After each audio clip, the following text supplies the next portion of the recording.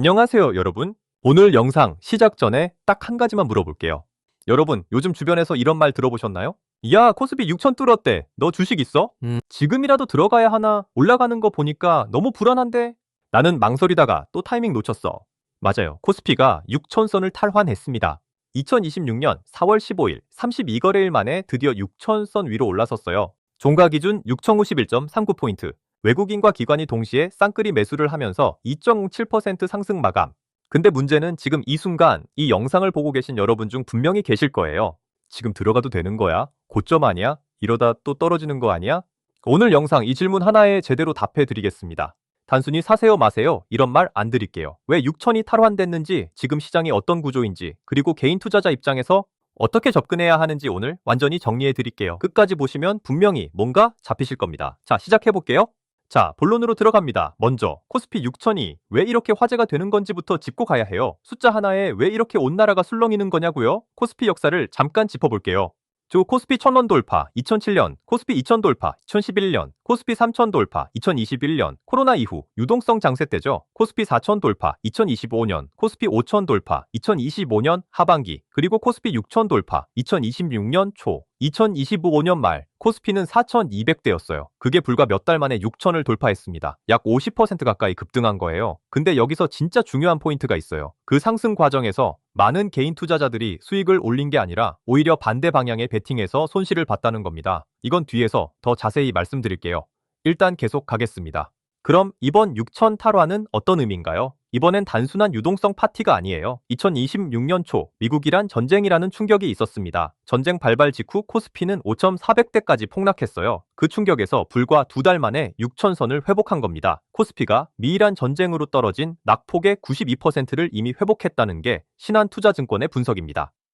이건 단순한 반등이 아니라 시장이 구조적으로 회복력을 갖고 있다는 신호로 읽히는 부분이에요. 이번 6천 탈환에는 크게 세 가지 이유가 있습니다. 하나씩 살펴볼게요. 첫 번째, 미이란 종전 협상 기대감입니다. 올해 2월 말 미국과 이란 사이에 전쟁이 발발하면서 국제 유가가 폭등하고 글로벌 증시가 요동쳤어요. 코스피도 직격탄을 맞았습니다. 그런데 4월 들어 분위기가 바뀌었어요. 트럼프 대통령이 이란과의 협상이 거의 끝난 것 같다고 발언하고 미이란 간 2주간의 휴전 합의가 이루어지면서 국제 유가가 하루에 8% 이상 급락하는 사태가 벌어집니다. 전쟁 공포가 줄어드니까 투자 심리가 살아난 거죠. 위험 자산에 대한 선호도가 올라가고 그 돈이 한국 증시로 유입되기 시작한 겁니다. 두 번째, 외국인 투자자의 귀환입니다. 여기서 한 가지 충격적인 사실을 말씀드릴게요. 외국인 투자자들 올해 2월 한 달에만 21조 원을 팔았습니다. 3월에는 35조 원 이상을 팔아치웠어요. 말 그대로 한국 주식을 쓸어 담아서 내다 판 거예요. 그런데 4월 들어 이분들이 갑자기 돌아왔습니다. 4월 8일 하루에만 2조 원대 폭풍 매수. 그 다음 날 또 9.164억 원 순매수, 15일에는 5,503억 원 추가 매수. 4월 한 달 기준으로 외국인이 코스피에서만 5조 3,730억 원을 순매수했어요. 왜 돌아왔을까요? 키움증권 애널리스트의 분석을 보면 4월 이후 올해 코스피 영업이익 전망치가 772조 원으로 3월 말 대비 20% 이상 상향됐다고 해요. 기업 실적이 좋아질 거라는 기대가 생기니까 돈이 돌아온 겁니다. 세 번째, AI 반도체 수요 폭발입니다. SK 하이닉스 요즘 뉴스에서 엄청 보이시죠? 4월 17일에 주가 사상 최고가를 경신했어요. 1분기 영업이익 전망치가 40조 원에 육박할 것이라는 분석까지 나왔습니다. AI 열풍이 반도체 수요를 폭발시키고 그게 한국 증시의 대장주들을 끌어올리면서 코스피 전체 지수를 밀어올리는 구조가 형성된 거예요. 삼성전자도 6세대 HBM 양산 시점을 앞당기면서 AI 반도체 수혜 기대감이 커지고 있고요. 이 세 가지가 맞물려서 6천 탈환이 가능했던 겁니다. 자, 이제 진짜 핵심으로 갑니다. 코스피가 이렇게 올랐으면 개인 투자자들도 다 돈 벌었겠네요? 안타깝게도 그렇지 않습니다. 여기서 충격적인 데이터 하나를 보여드릴게요.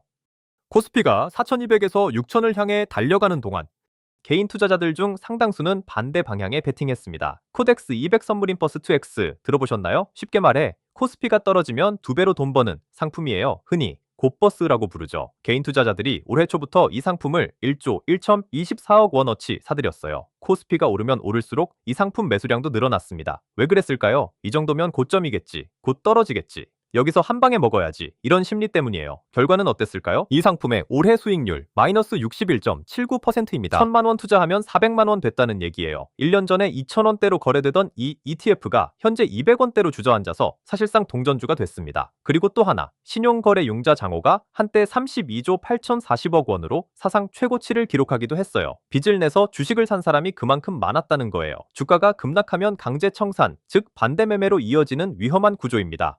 왜 이런 일이 반복되는 걸까요? 행동경제학에서 설명하는 개념이 있어요. 조급함의 심리와 고점 공포심이 동시에 작동하는 겁니다. 오를 때 못한 아쉬움, 그러면 지금이라도 빨리 수익 내야 해. 레버리지나 인버스의 베팅. 그런데 시장은 내 예상대로 안 움직이고 손실이 나고 더 큰 베팅으로 만회 시도하다가 손실이 눈덩이처럼 불어납니다.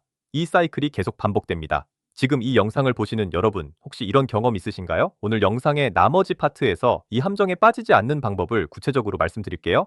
물론 6천이 탈환됐다고 해서 하늘에서 꽃이 내리는 건 아니에요. 지금도 시장에는 리스크가 분명히 존재합니다. 이걸 모르고 들어가면 다칩니다. 리스크 3가지를 정직하게 짚어드릴게요. 리스크 첫 번째, 중동 불확실성은 아직 살아있습니다. 미이란 종전 협상 기대감에 시장이 올랐는데 협상이 완전히 타결된 게 아니에요. 여전히 협상 과정에서 변수가 생길 수 있고 호르무즈 해협이 완전 개방되지 않으면 유가는 다시 튀어오를 수 있어요. 한국은 원유 수입의 70%를 호르무즈 해협에 의존하고 있거든요. 유가가 오르면 물가 오르고 금리 압박 생기고 소비 위축됩니다. 증시에도 당연히 부담이에요. 리스크 두 번째, 고환율과 고물가가 여전합니다. 원달러 환율 아직도 1470원에서 1480원대예요. 쉽게 말해 원화 가치가 많이 떨어진 상태입니다. 수입 물가가 오르고 기름값도 오르고 소비자들의 실질 구매력은 줄어들고 있어요. IMF도 최근 중동 분쟁과 인플레이션 재확산 우려를 이유로 2026년 글로벌 성장률 전망치를 하향 조정했습니다. 리스크 세 번째, 외국인이 언제든 다시 팔 수 있습니다. 외국인이 돌아와서 사고 있는 건 맞아요. 근데 아까 말씀드렸죠? 23월에 외국인이 2달 동안 약 56조 원어치를 팔았어요. 4월에 5조 원 사들였다고 해서 완전히 기조가 바뀐 건 아닐 수 있습니다. 미국 연준이 금리를 동결하거나 달러 강세가 재개되면 외국인 자금이 다시 한국에서 빠져나갈 수 있어요. 자, 리스크를 쭉 살펴봤는데요. 그렇다고 이게 무조건 주식하면 안 된다는 말은 아닙니다. 위험을 알고 접근하는 것과 모르고 뛰어드는 것은 완전히 다른 얘기거든요. 그러면 어떻게 접근해야 할까요? 마지막 파트에서 구체적인 전략을 드릴게요. 이 파트가 오늘 영상의 핵심입니다. 집중해 주세요. 저는 지금 당장 사세요 혹은 팔아요 이런 말 드릴 수 없어요. 왜냐하면 투자는 각자의 상황이 다르기 때문이에요. 종잣돈이 얼마인지, 투자 기간이 얼마인지, 리스크 감내 능력이 어떤지. 하지만 지금 시장 상황에서 개인 투자자가 취해야 할 원칙적인 접근 방식은 있습니다. 원칙 첫 번째, 지금이 고점인지 아닌지 맞히려 하지 마세요. 이건 전문가들도 못해요, 진심으로. 아까 보셨죠? 코스피가 4200에서 5000 됐을 때 이제 고점이야 하면서 고버스에 뛰어든 분들, 5천에서 6천 됐을 때도 같은 실수를 반복했어요. 고점을 맞추려다 손실을 키우는 것보다 방향을 확인하고 분할 매수하는 게 훨씬 낫습니다. 분할 매수란 뭔가요? 한 번에 다 사는 게 아니라 가격이 올라도 내려도 일정 금액씩 나눠서 사는 방법이에요. 예를 들어 1,000만 원이 있다면 한 번에 다 넣는 게 아니라 200만 원씩 속번에 나눠서 사는 거예요. 이렇게 하면 고점에서 한 방에 몰아넣는 실수를 줄일 수 있어요. 원칙 두 번째, 지금 시장의 주도 섹터를 파악하세요. 지금 코스피를 이끄는 건 2가지예요. 첫째, 반도체와 AI 관련주, SK하이닉스, 삼성전자 같은 종목들이죠. 둘째, 에너지, 방산주, 중동 리스크 덕분에 수혜를 받는 업종이에요. 그리고 지금 증권업계에서 주목하는 순환매 흐름이 있어요. 반도체에서 시작된 상승이 자동차, 로봇, AI 인프라 산업으로 차례로 번지는 흐름이에요. 이 흐름을 읽고 그 흐름 안에 있는 종목이나 ETF를 찾는 게 지금 같은 장세에서 개인 투자자가 취할 수 있는 현실적인 전략이에요. 원칙 세 번째, 레버리지와 인버스는 잠시 덮어두세요. 아까 마이너스 61%라고 말씀드렸던 고버스 이야기 기억하시죠? 레버리지 인버스 상품은 방향과 타이밍 둘 다 맞아야 돈을 벌 수 있어요. 방향만 맞는다고도 안 돼요. 타이밍도 맞아야 해요. 그것도 아주 정확하게. 이건 전업 트레이더들도 어렵습니다. 직장 다니면서, 육아하면서, 일상을 살면서 투자하는 분들께는 이런 단기 고위험 상품보다는 시장 전체를 추종하는 ETF, 코스피 200 ETF나 반도체 ETF 같은 상품이 훨씬 현실적인 선택입니다. 원칙 네 번째, 시장이 좋을 때 리스크 관리를 더 신경 쓰세요. 이게 역설적으로 들릴 수 있는데요. 시장이 올라갈 때 사람들은 더 많이 사고 싶어지고 리스크에 무뎌지게 됩니다. 신용거래, 비투도 늘어나고 레버리지도 늘어나고. 근데 이게 바로 시장이 꺾이기 직전 나타나는 신호이기도 해요. 상승장일수록 자신이 얼마나 손실을 감당할 수 있는지 냉정하게 점검해야 합니다. 전문가들도 이렇게 말해요. 지정학적 리스크가 완화된 건 맞지만 협상 과정에 불확실성이 남아있어 단기 변동성은 불가피하다고. 그리고 상향 흐름이 지속된다면 7,000포인트 기대도 해볼 수 있다고요. 좋은 말이에요. 7,000포인트. 근데 그건 실적이 뒷받침됐을 때, 불확실성이 실제로 해소됐을 때 얘기예요. 가능성을 기대하되 맹신하면 안 됩니다. 그리고 한 가지 더. 지금 머니무브 현상이 일어나고 있다는 거 아시나요? 자산가들의 약 60%가 부동산 비중을 줄이고 주식 금융자산 비중을 늘리고 있다는 분석이 나오고 있어요. 이는 부동산 대비 주식 시장의 매력이 커지고 있다는 신호이기도 하고, 앞으로 주식 시장으로의 자금 유입이 더 이어질 수 있다는 기대 요인이기도 합니다. 자, 오늘 내용 정리해 드릴게요. 하나, 코스피 6천 탈환은 세 가지가 맞물린 결과다. 미일한 종전 기대감, 외국인 귀환, AI 반도체 호실적. 둘, 하지만 리스크도 여전히 존재한다. 중동 불확실성, 고환율 고물가, 외국인 이탈 가능성. 셋, 개인 투자자가 취해야 할 자세는 이것이다. 고점 예측은 포기하고 분할 매수, 주도 섹터를 파악할 것, 레버리지 인버스는 자제할 것, 상승장일수록 리스크 관리를 강화할 것. 여러분, 주식시장에서 가장 위험한 건 이번엔 다르다는 생각이에요. 그리고 두 번째로 위험한 건 나만 못하고 있다는 조급함이에요. 코스피 6천이 탈환됐다는 건 분명 긍정적인 신호입니다. 하지만 그 숫자만 보고 뛰어드는 건 마라톤 레이스를 30km 지점에서 갑자기 전력 질주하는 것과 같아요. 천천히, 원칙을 갖고 꾸준히.